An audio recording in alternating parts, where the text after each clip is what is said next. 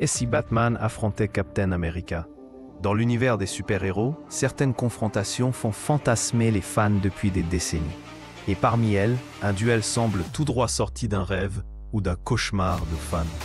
Batman contre Captain America. Deux figures mythiques, deux visions du héros, deux styles de combat, mais un seul vainqueur. Ou peut-être pas? C'est ce que nous allons explorer aujourd'hui.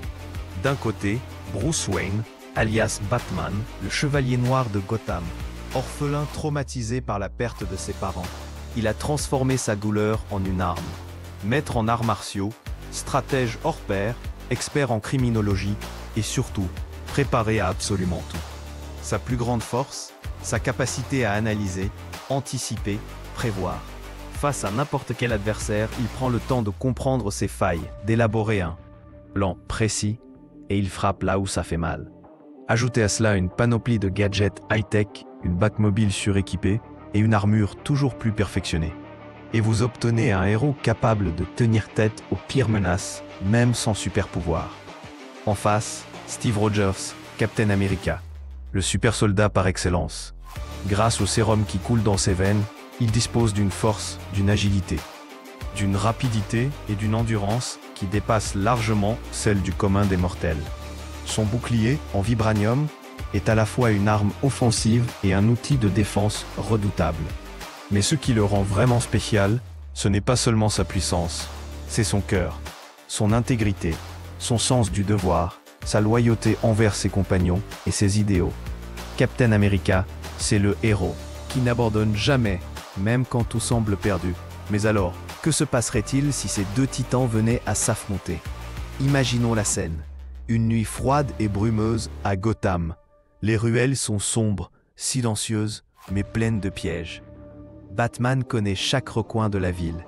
Il utilise les ombres, la hauteur, les sous-sols. Il ne fonce jamais tête baissée.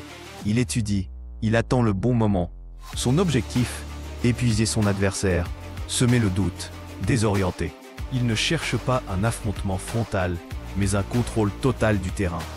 Mais Captain America n'est pas un débutant. Il a affronté des armées entières, des dieux, des intelligences artificielles destructrices.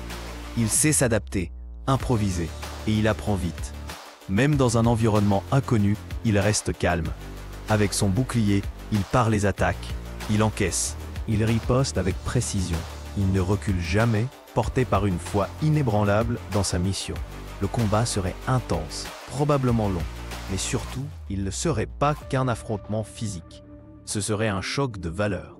Batman agit souvent seul, dans l'ombre, en manipulant la peur. Captain America, lui, représente l'unité, la lumière, la confiance en l'équipe. L'un agit dans la grisaille morale de Gotham, l'autre défend un idéal clair, parfois trop naïf, mais profondément humain. Et c'est peut-être là que tout bascule, car ces deux héros, malgré leurs différences, partagent une chose essentielle. Ils se battent pour protéger, pas pour dominer, pas pour gagner des points, pas pour l'ego. Alors oui, Batman pourrait tendre un piège parfait. Oui, Captain America pourrait lui tenir tête sans plier. Mais peut-être que, face à une menace plus grande, il comprendrait que l'affrontement n'est pas la solution. Qu'unis, ils sont bien plus forts que seuls. Car la vraie magie des super-héros, ce n'est pas de savoir qui est le plus fort.